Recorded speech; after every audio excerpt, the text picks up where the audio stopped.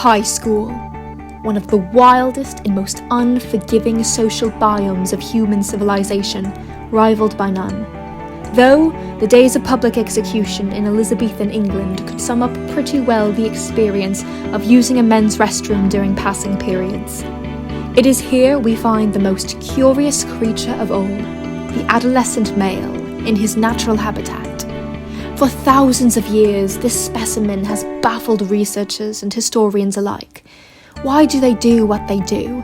And though it's one of the only things they seem to be interested in, how do they do it so badly? Why are they always slightly damp? And how could one teenage boy know so much about World War II, but think that Marie Curie is pronounced Mariah Carey? But there is one question that we might have a shot at answering, or at least feel a little more comfortable digging around in, for obvious reasons. And it has to do with this little exchange of post-timed right-hand sweat. The DAP.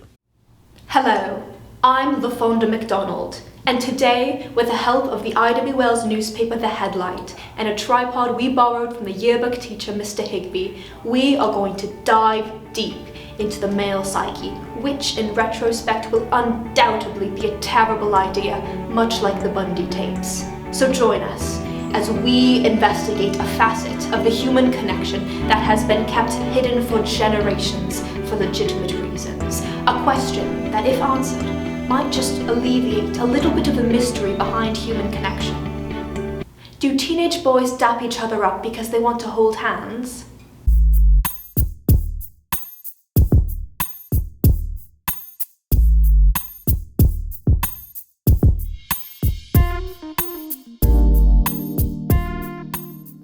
Since the beginning of time, mankind has looked to one another for physical connection. The very first documented case of a ritual involving something resembling the modern handshake was between the Assyrian king Shalmaneser III and a Babylonian ruler to signify the solidification of an alliance circa the 9th century BC.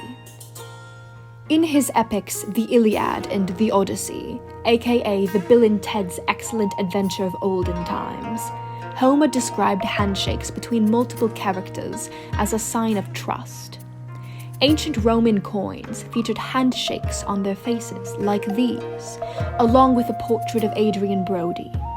It's believed that the handshake rocketed heavenward in popularity in the mid-17th century by Quakers, preferring it to a bow or tip of a hat, because Quakers were weird then and they are now. By the 19th century, the handshake was commonplace and considered very gentlemanly indeed. So where did this DAP originate? To answer that, we must visit the East. During the Vietnam War, it became common for black service members to give DAP, a form of non-verbal communication used to convey survival and honor. The word DAP itself is an acronym, short for Dignity and Pride, and was an expression of solidarity between black soldiers during a time of strife and violence. It was a symbol for resilience, recognition, acknowledgement, and a fixture in black identity. Today at I.W. Wells, teenage boys use it as a greeting, like a chest bump or a high five, because if there's anything that populations of white, upper middle class people are good at, it's appropriation. But that's another documentary for another time that our advisor definitely wouldn't approve of, because everyone involved in the making of this video is white. So, if teenage boys don't use it as a method of racial solidarity, what is the DAP for? And does it have anything to do with how cagey they get when we ask them that question out of nowhere and with no lead up? To investigate, we took to the streets in a metaphorical sense. Can you state your name? Mike Nolan. And what is your occupation? I am athletic director. Do you see people dapping each other up a lot? All the time. Who do you usually see dapping each other up? Players. Like before a game, during the locker room? During a game, something cool happens, pre-game. Do you think that teenage boys dap each other up because they want to hold hands? That's a great question. I don't know. What's your name? Paxton. My name is Lucius Kuhn, and I'm in grade 9. My name is Kai Cunningham. I'm 11th grader at I.W. Wells. My name is Becky Lundgren. I'm a junior. Jeremy Shetler. I'm a teacher and a coach. My name is Tim Lovelace. How do you greet your friends when you see them? I usually am like, what up? And then I dap them up usually. About after every win in wrestling, I dap my friends up, and after every big play, I would dap my friends up. I play football, wrestling, and track. I'd say I'm rather close with my teammates. And do you dap up your friends? Yeah, all the time. How often do you dap in a day? Probably like 10 times. I dap up all my friends. Everybody, even if I don't know them. Do you ever do the dap and then you bring it into a hug? With my homies. Or if they'll do it to me and I'm like, oh, I didn't know we were close like that.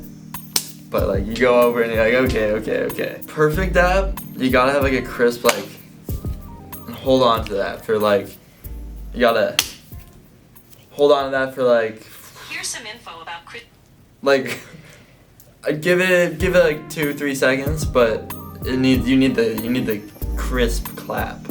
That's what's most important. Do you think that teenage boys dap each other up because they want to hold hands? No, I think we just what's up, bro? It's a greeting gesture. No, it's more it's like a handshake, but it's more modern. It's not as formal. No, I do not think that they dap each other up because they want to hold hands. There have been times over my time here that teammates have felt very comfortable around each other. We'll just say that. And so in terms of the ability to, really basically feel so comfortable with them that they're like brothers, right? And so it doesn't really matter that touch is there. I don't know if it's about holding hands. Probably not. It's a really short